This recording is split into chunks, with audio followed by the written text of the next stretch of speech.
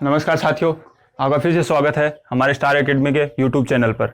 और आज हम पढ़ेंगे प्रकाश के बचे हुए पार्ट्स के बारे में। ठीक है, तो देखिए,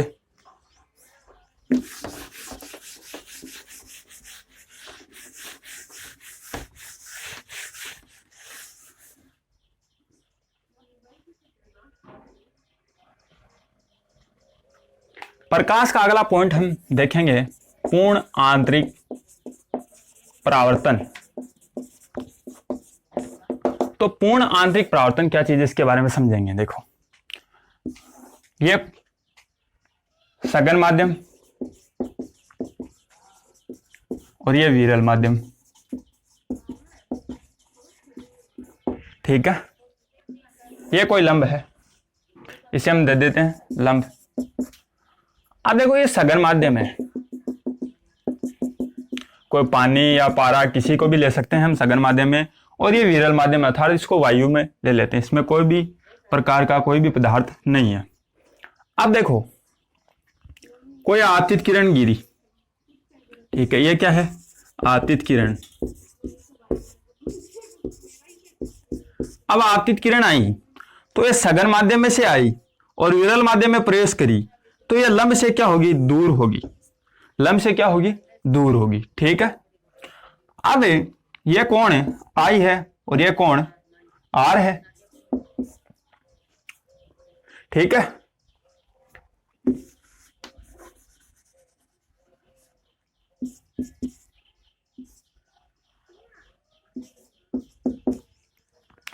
इसके पश्चात क्या होगा कि इस किरण का हम कोण बढ़ा दे, अर्थात लंब से कोण इसका बढ़ा दिया। पहले मान लो 60 डिग्री था, अब मान लो 90 डिग्री कर दिया, कोण बढ़ा दिया, तो क्या होगा? अब ये जो परावर्तित किरण है वो और इस लंब से और दूर जाएगी।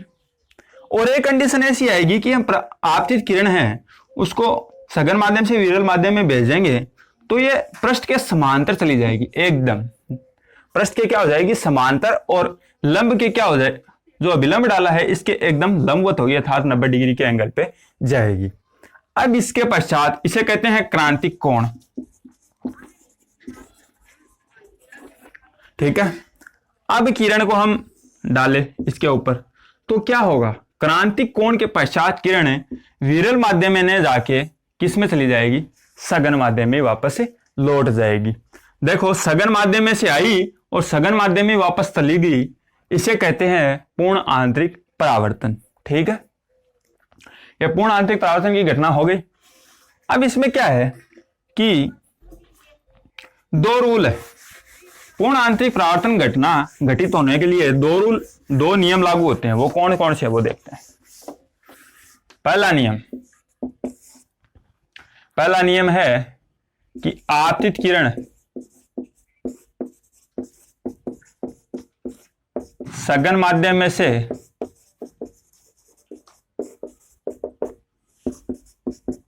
विरल माध्यम में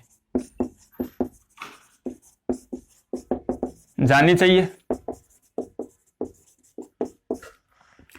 आपतित किरण सघन माध्यम में से किस में जानी चाहिए? विरल माध्यम में जानी चाहिए। ठीक है, दूसरा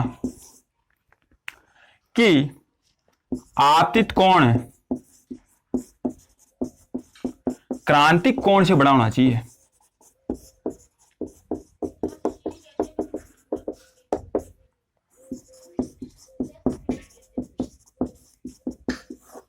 अब आपतित कोण आई है, पहला इसका नियम है कि आपतित किरण सघन माध्यम में से किस में जानी चाहिए? विरल माध्यम में जानी चाहिए। और आपतित जो कोण है वो क्रांतिक कोण से क्या होना चाहिए? बड़ा होना चाहिए, तभी कौन सी घटना घटित होगी? पूर्ण आंतरिक परावर्तन की घटना घटित होगी। ठीक है,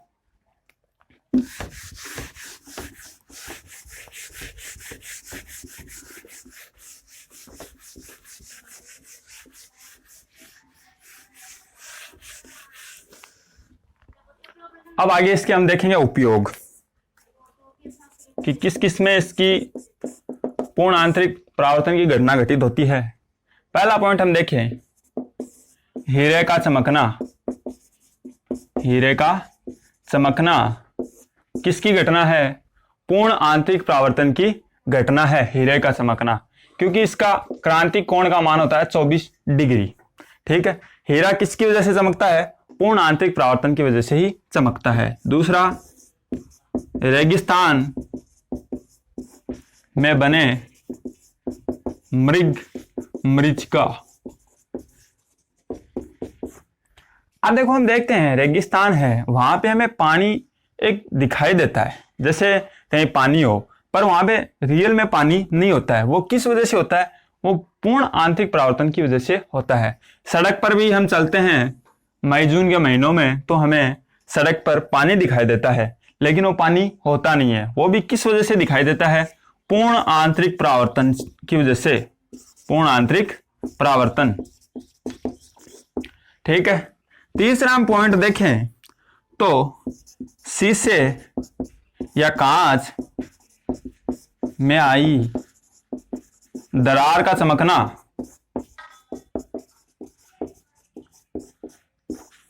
देखो, कोई भी कांच है, शीशा है, अगर उसमें कोई दरार आ जाए या क्रैक हो जाए तो वो चमकती हुई हमें दिखाई देती है। ठीक है, वो चमकती हुई क्यों दिखाई देती है? वो भी पूर्ण आंतरिक परावर्तन की घटना की वजह से ही चमकती हुई दिखाई देती है। ठीक है, चौथी हम बात करें तो optical fibre cable. Optical fibre cable आप जानते हैं, हम इंटरनेट डाटा यूज में लेते हैं, तो इंटरनेट डाटा को एक स्थान से दूसरे स्थान तक भेजने के लिए ऑप्टिकल फाइबर केबल का उपयोग किया जाता है। और उसमें वो ऑप्टिकल फाइबर केबल में क्या होता है? पूर्ण आंतरिक परावर्तन की घटना होती है, जिसकी वजह से जिग-जैग आकृति में डाटा एक स्थान से दूसरे स्थान तक पहुंचता है बिना किसी क्षय के। इसमें भी पूर्ण आंतरिक परावर्तन की घटना होती है। ठीक है,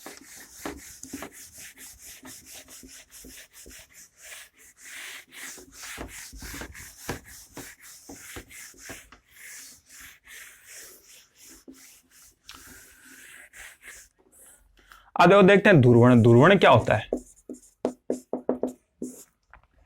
ध्रुवण को मैं समझा दूं कि यह कोई प्रकाश का स्रोत है, इससे प्रकाश निकल रहा है तरंगों के रूप में, कण के रूप में।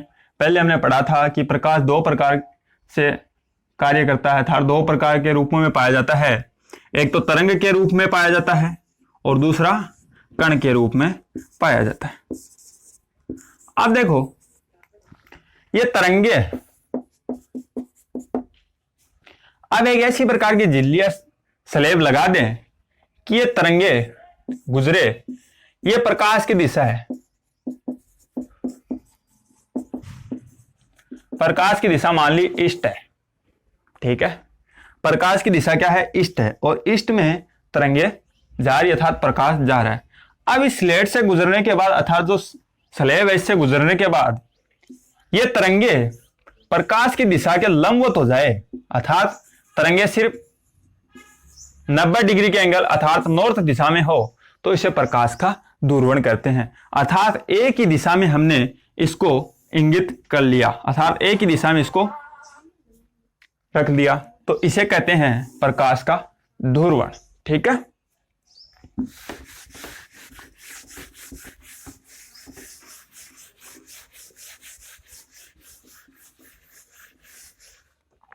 अब बात करते हैं लेंस और दर्पण। लेंस और दर्पण के बारे में बात करेंगे तो नॉर्मल सी बात है, पहले बात कर लेते हैं लेंस। लेंस क्या होता है? तो लेंस दो प्रकार के होते हैं।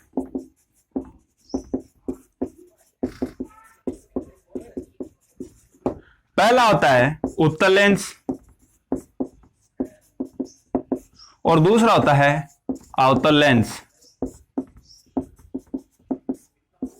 ठीक है, इसे अभिसारी लेंस कहते हैं और इसे अपसारी लेंस भी कहते हैं। ठीक है, अब जो उत्तल लेंस है, उत्तल लेंस है जो किनारों से पतला और बीच से मोटा, किनारों से पतला होगा और बीच से मोटा होगा, वो कौन सा लेंस होगा? उत्तल लेंस होगा। ठीक है, जो किनारों से मोटा,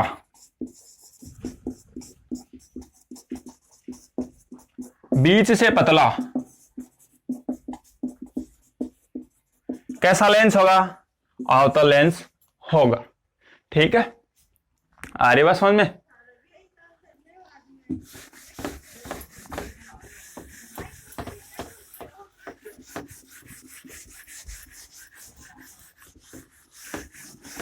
अब हमने समझ लिया कि लेंस दो प्रकार के होते हैं। अब देखो, सीधी सीधी बात करूं मैं तो दर्पण लेंस सूत्र काम आता है, लेंस सूत्र। तो लेंस सूत्र का क्या है? लेंस सूत्र 1/f बराबर 1/v माइनस 1/u। ये सीधा का सीधा याद करना है। ठीक है, आ रही बात समझ में? अब देखो, इसमें f क्या है? f होती है फोकस दूरी, v क्या है? प्रतिबिंब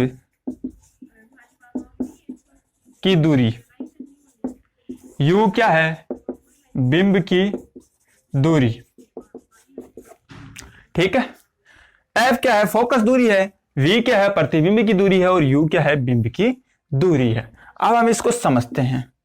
ये हमने ले लिया उत्तल लेंस, ये इसकी क्या हो गई? मुख्य अक्ष। ठीक है, ये इसका हो गया ध्रुव, मध्य बिंदु क्या बोलते हैं? ध्रुव, इसे मुख्य बिंदु भी कहते हैं। अब देखो, यहां पे मान लिया कोई बिंब है, तो इस ध्रुव से बिंब के बीच की दूरी कहलाती है u। ठीक है, इसे क्या कहते हैं? u। और यहां मान लिया क्या बना? प्रतिबिंब। तो ध्रुव से प्रतिबिंब की दूरी क्या कहलाती है? v। ठीक है, और मान लिया यहां पे कोई फोकस बिंदु f है। फोकस बिंदु f होगा, फोकस बिंदु f होने के कारण क्या होगा कि फोकस बिंदु f और ध्रुव के मध्य की दूरी को क्या कहते हैं? फोकस दूरी कहते हैं। ठीक है,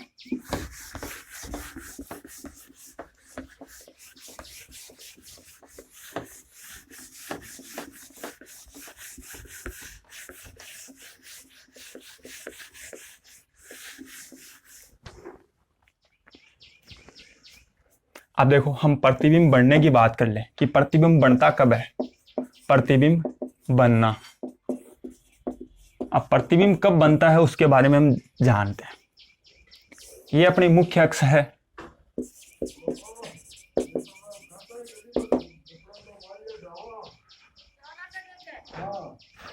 ये मुख्य अक्ष है। अब देखो, पहला पॉइंट हम देखें कि मुख्य अक्ष के समांतर कोई आपतित किरण आएगी। ठीक है, मुख्य अक्ष के समांतर कोई आपतित किरण आएगी और लेंस से गुजरेगी, तो प्रतिबिंब कहां बनेगा? फोकस बिंदु पर, फोकस बिंदु पर। ठीक है, प्रतिबिंब कहां बनेगा? फोकस बिंदु पे। दूसरी हम बात करें, ये मुख्य अक्ष हो गई, ये लेंस हो गया। अब मान लिया कि ये कोई फोकस बिंदु है, ठीक है, एफ है, इससे किरण गुजरी, आपतित किरण आई और लेंस से टकराई। लेंस से टकराने के बाद क्या होगा? मुख्य अक्ष के समांतर हो जाएगी, मुख्य अक्ष के समांतर हो जाएगी। लेंस से गुजरने के बाद ये क्या होगी? मुख्य अक्ष के समांतर हो जाएगी। तीसरी पॉइंट की हम बात करें तो अगर कोई किरण ध्रुव से होकर गुजरे तो उसमें कोई भी प्रकार का परिवर्तन नहीं आता है, अर्थात जैसे कि जैसे आएगी वैसे के वैसे चली जाएगी। ये 3 पॉइंट है, इन तीनों किरणों के आधार भी पे ही प्रतिबिंब का निर्माण होता है। ठीक है,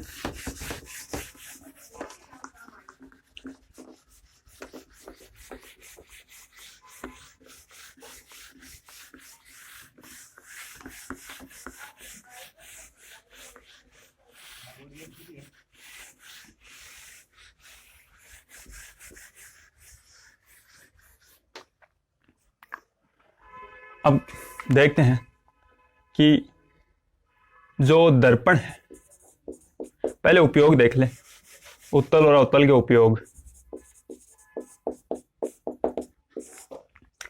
आप देखो उत्तल लेंस का उपयोग है ना,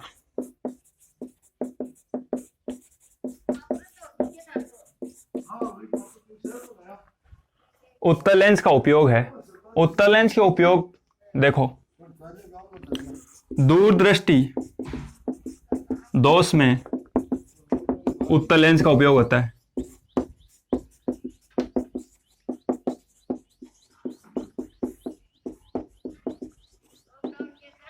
ठीक है, दूरदृष्टि दोष में किस लेंस का उपयोग होता है? उत्तल लेंस का उपयोग होता है। देखो दू में दू ऊ आ रहा है और यहां पे ऊ में ऊ आ रहा है उत्तल में, तो ऊ तो दूर में कौन सा लेंस काम आएगा? उत्तल लेंस काम आएगा। और निकट दृष्टि दोष में अवतल लेंस का उपयोग होता है। निकट दृष्टि दोष में अवतल लेंस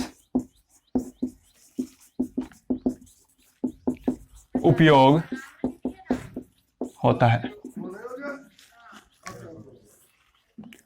निकट दृष्टि दोष है, निकट दृष्टि दोष में किस लेंस का उपयोग है? अवतल लेंस का। अब हम थोड़ा सा जान ले कि ये निकट दृष्टि दोष और दूरदृष्टि दोष क्या होता है, इसके बारे में जानकारी लेते हैं। तो देखो दूरदृष्टि दोष के बारे में समझते हैं।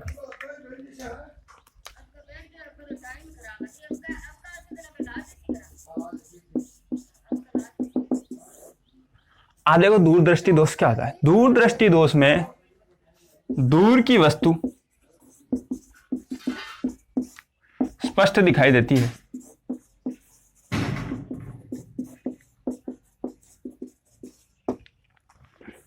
दूर की वस्तु स्पष्ट दिखाई देती है, लेकिन निकट की वस्तु धुंधली दिखाई देती है।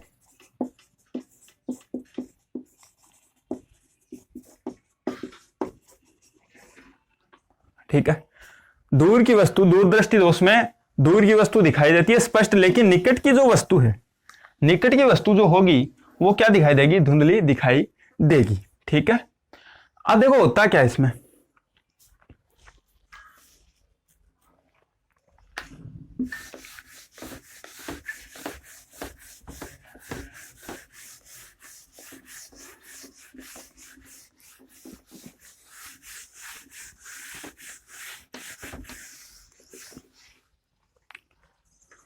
अब बात करते हैं निकट दृष्टि दोष।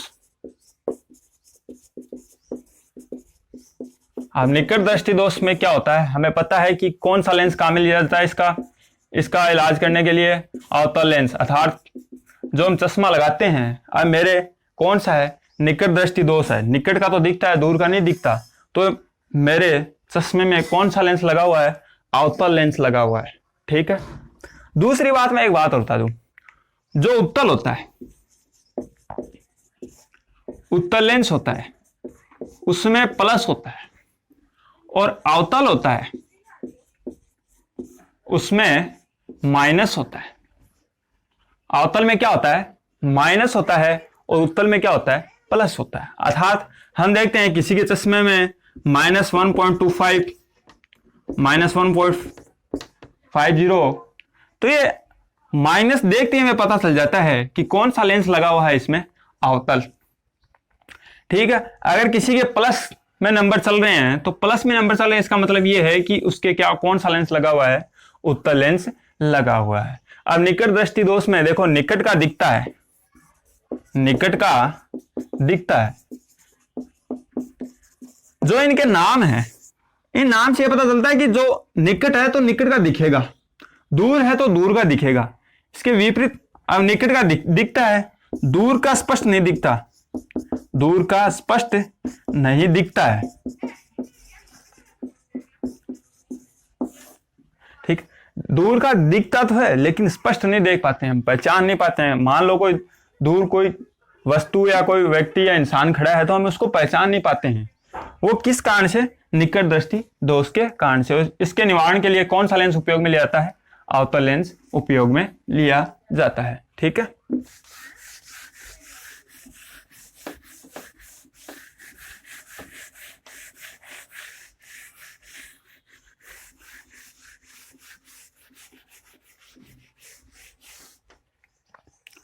अब हम बात करें किसकी, हम बात कर लें, तीसरा रोग आता है जरा दृष्टि दोष। ये जरा दृष्टि दोष क्या होता है? देखो, जरा दृष्टि दोष में व्यक्ति को ना तो करीब का दिखता है ना दूर का दिखता है, स्पष्ट नहीं देख पाता, देख तो पाता है लेकिन धुंधला धुंधला देख पाता है। ना तो करीब का दिखता है, न तो करीब का दिखता है, करीब या पास का दिखता है, और ना ही दूर का दिखता है। ठीक है। अब देखो, जरा दृष्टि दोष में क्या होता है, न तो करीब का दिखता है न दूर का दिखता है। अब दोनों ही नहीं दिखेंगे, दिखता तो स्पष्ट नहीं दिखाई देता है। तो हमने पहले देखा था कि दूर की वस्तु देखने के लिए किस लेंस का उपयोग किया जाता है, अवतल का, और करीब की वस्तु देखने के लिए उत्तल का। तो जरा दृष्टि दोष के लिए एक ऐसा चश्मा बनाया जाता है, द्विफोक्सी लेंस बोलते हैं जिसे। ये मान लो चश्मा है, ये द्विफोक्सी लेंस होगा, इसमें ऊपर एक अवतल होगा और नीचे की साइड में उत्तल होगा। यहां भी अवतल, नीचे उत्तल। तो देखो, अवतल उत्तल अर्थात इसका ऐसा लेंस बनाया जाता है जरा दृष्टि दोष के लिए कि उसमें अवतल और उत्तल दोनों होंगे, अर्थात वो दूर का भी देख पाएगा और करीब का भी देख पाएगा।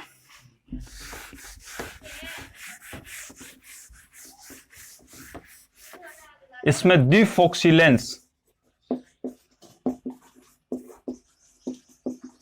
अर्थात उत्तल एवं अवतल दोनों काम में ले जाते हैं।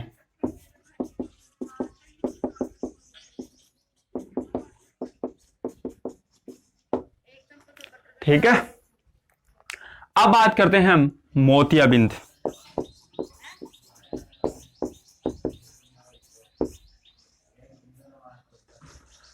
अब मोतियाबिंद क्या होता है? इसे इंग्लिश में कहते हैं कैटरेक्ट।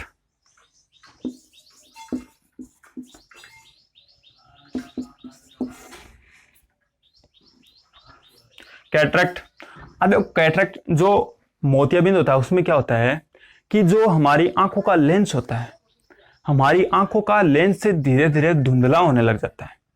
अब लेंस क्या है कि लेंस साफ स्पष्ट होना चाहिए। अगर जैसे मैं चश्मा लगा रहा हूं, ये चश्मा साफ होगा, इसमें से प्रकाश की किरणें आर पर गुजरेगी तभी तो मुझे दिखाई देगा।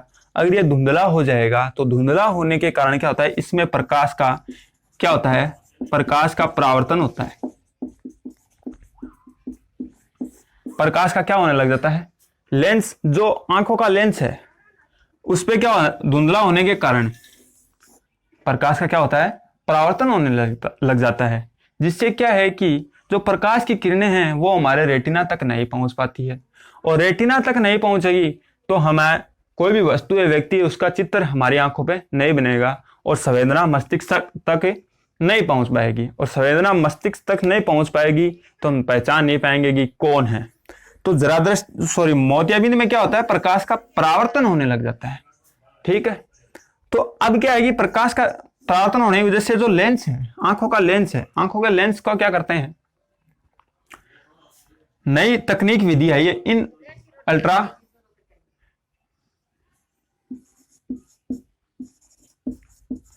पावर, इन अल्ट्रा पावर की वजह से क्या होता है कि आजकल नई तकनीक आ गई है। इससे क्या है कि जो लेंस का धुंधलापन है उसको ऑपरेशन द्वारा हटा दिया जाता है और साफ कर दिया जाता है, जिससे क्या है, प्रकाश का परावर्तन नहीं हो पाता है और सीधा जो किरणें हमारे रेटिना तक पहुंचती है और रेटिना से संवेदना मस्तिष्क तक पहुंचती है, जिससे हम पहचान पाते हैं आराम से। ठीक है।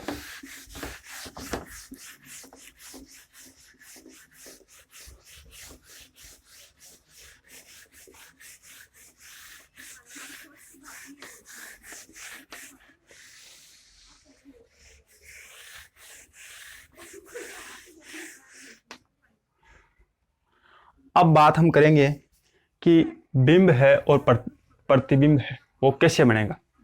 उससे पहले हम बात कर लें दर्पण की।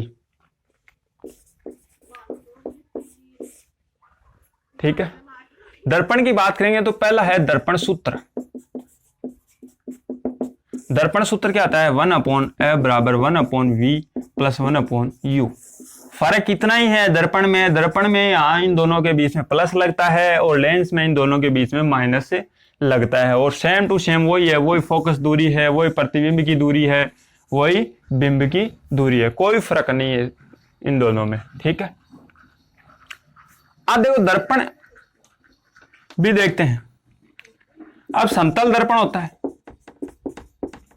समतल दर्पण में ध्यान रखना पार्श्व परिवर्तन होता है।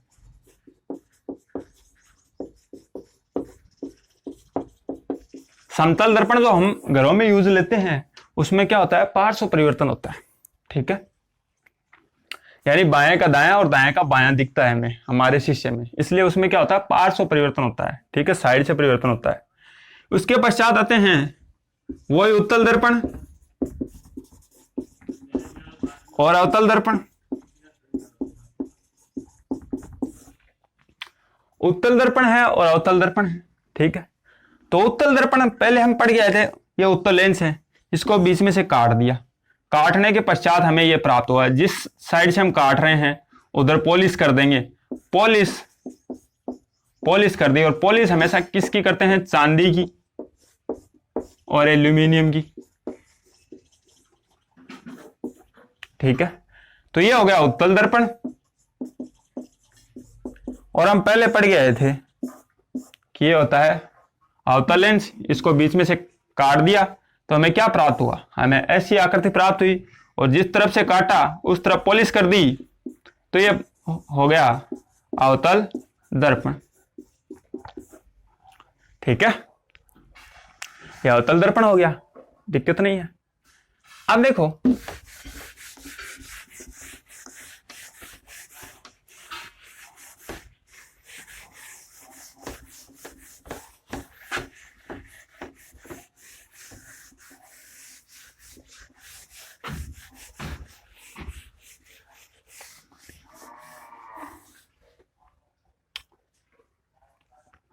अब बात करते हैं दर्पणों के और लेंस के उपयोग है, तो हम देख लेते हैं। अब दर्पण के उपयोग देखते हैं।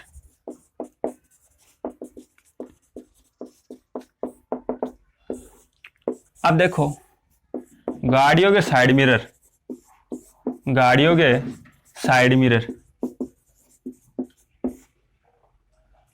में उत्तल दर्पण का उपयोग होता है।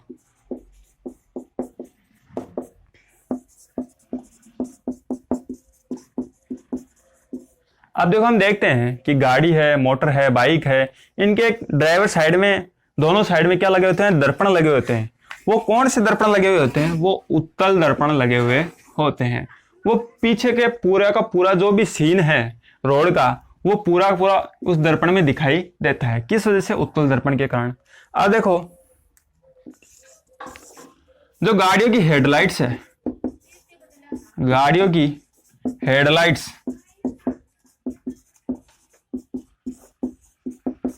हेडलाइट्स में अवतल दर्पण का उपयोग होता है।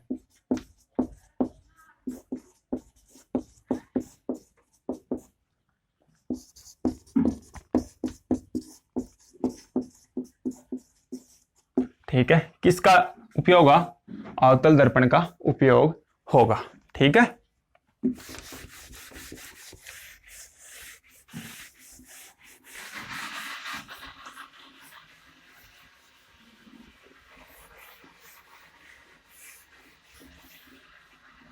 आप देखते हैं कि कई बार सवाल पूछे जाते हैं कि अगर बिंब अनंत पे हो तो प्रतिबिंब कहाँ बनेगा, अगर बिंब फोकस बिंदु पे हो तो प्रतिबिंब कहाँ बनेगा, उसके बारे में हम समझते हैं।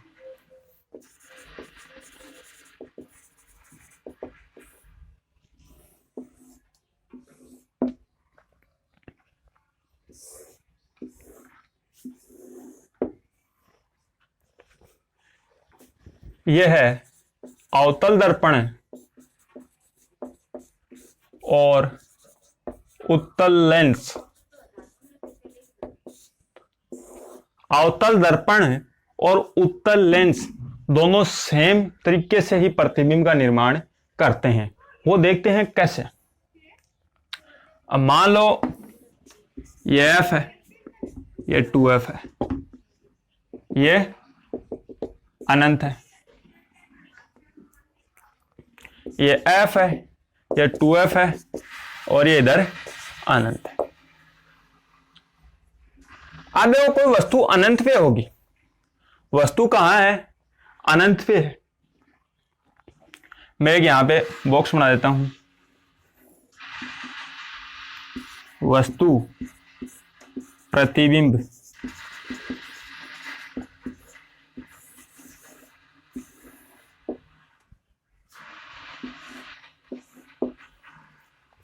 अब देखो वस्तु है, वस्तु अनंत पे है, वस्तु कहां पे है? अनंत पे है। तो प्रतिबिंब सीधा कहां बनेगा? फोकस बिंदु पे।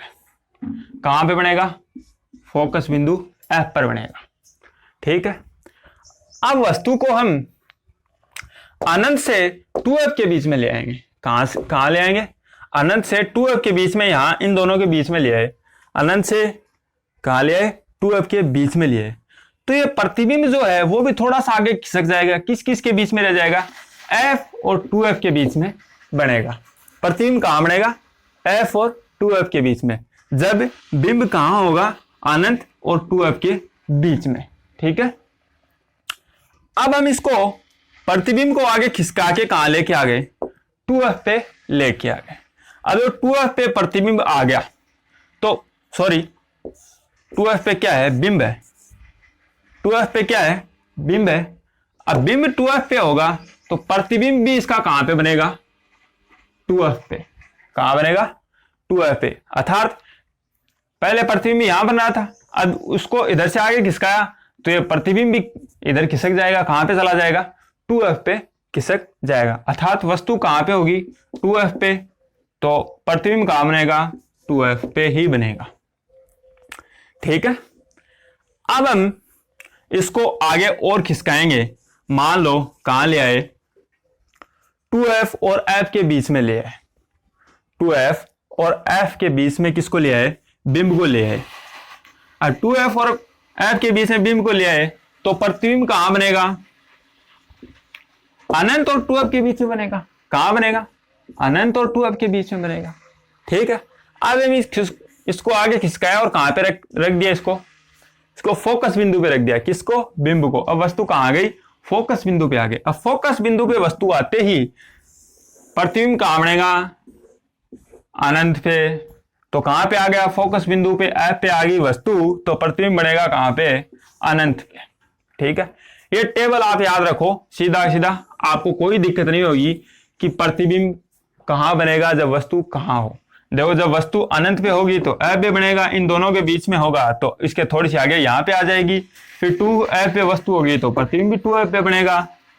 ये F पे वस्तु आएगी तो प्रतिबिंब कहां बनेगा? अनंत पे बनेगा। ये लागू होता है अवतल दर्पण पे और उत्तल लेंस पे। अवतल दर्पण पे और उत्तल लेंस पे। ठीक है। इसके बाद में आगे हम देखें क्या। अब इसमें प्रतिबिंब जो बनेगा, प्रतिबिंब, अब देखो पहले अनंत पे होगा तो छोटा बनेगा प्रतिबिंब। इसमें एक तो वास्तविक बनेगा, और वास्तविक बनता है वहां पे उल्टा बनता है। वास्तविक बनेगा प्रतिबिंब तो उल्टा बनेगा। अब देखो अनंत पे होगा तो छोटा बनेगा। जब क्या होगा? बिंब कहां पे होगा? अनंत पे होगा और फोकस पे आके बनेगा तो यहां पे बनेगा छोटा। फिर थोड़ा सा आगे सरकाएंगे तो थोड़ा बड़ा, इससे थोड़ा बड़ा। अर्थात यहां पे मान ले बिंदु, फिर थोड़ा बड़ा, फिर आगे खिसकेंगे और बड़ा, फिर आगे और खिसकेंगे, बड़ा होता जाएगा इधर। और कैसा बनेगा? वास्तविक एवं उल्टा बनेगा। ठीक है। समझ में आ रही है आपकी बात?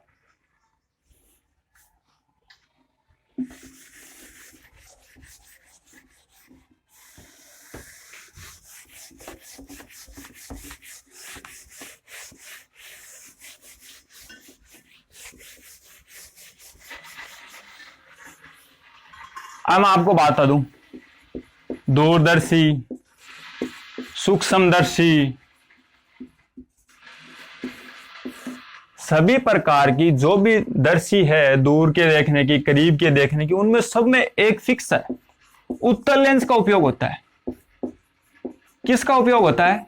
उत्तल लेंस का ही उपयोग होता है, ये फिक्स है, आपको याद सीधा सीधा रख लो। किसका उपयोग होता है? उत्तल लेंस का उपयोग होता है। अवतल लेंस का सिर्फ चश्मों में उपयोग होता है, अवतल लेंस का चश्मों में।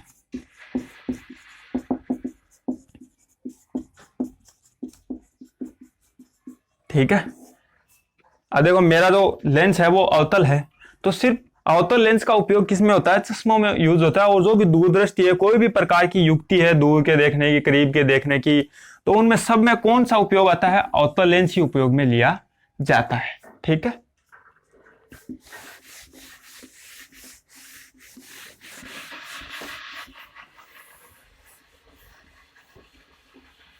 अब देखो कभी कभी बार पूछता है कि जो आवर्धनता है, अर्थात कोई बिंब है, उसे कितना बड़ा प्रतिबिंब बनेगा, उसे कहते हैं आवर्धित।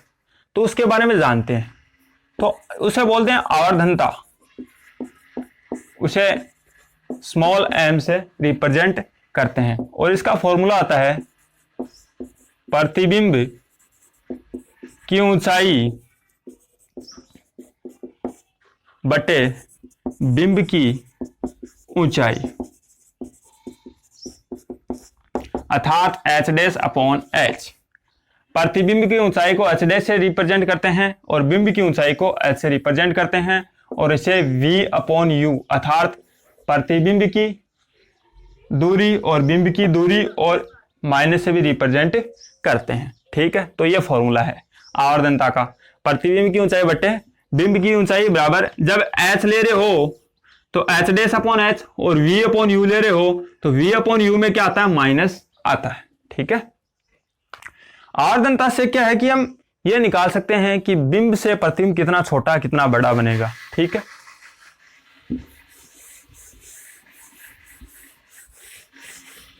अब एक चीज मैं आपको चिन्ह परिपाटी समझा देता हूं।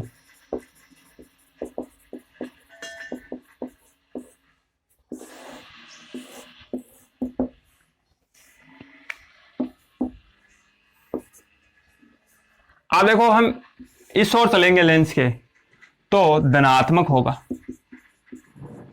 धनात्मक मान होगा। अब देखो इधर क्या होता है? v क्या आएगा? धनात्मक। अर्थात जो लेंस है या कोई दर्पण है, इसके राइट साइड में चलेंगे तो हमें धनात्मक मान प्राप्त होगा, और इसके लेफ्ट साइड में चलेंगे तो ऋणात्मक मान प्राप्त होगा। इस लेंस के लंबवत चलेंगे ऊपर तो धनात्मक प्राप्त होगा, और नीचे जाएंगे तो ऋणात्मक प्राप्त होगा।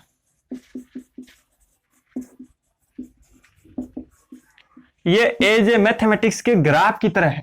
मैथमेटिक्स का ग्राफ हम देखते हैं तो राइट साइड में जाने पर हमें धनात्मक मान प्राप्त होता है x का, और लेफ्ट साइड में जाने पर हमें x का ऋणात्मक मान प्राप्त होता है।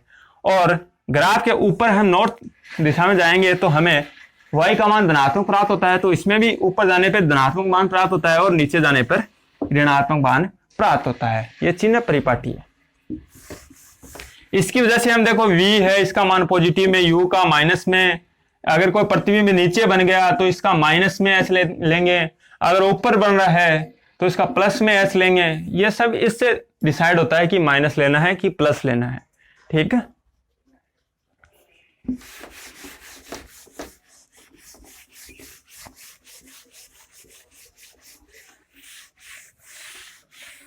थैंक यू, धन्यवाद। हमारा प्रकाश का चैप्टर आज कंप्लीट हो गया। और कोई टॉपिक या सवाल पूछने हो तो कमेंट करके जरूर बताएं। थैंक यू, धन्यवाद।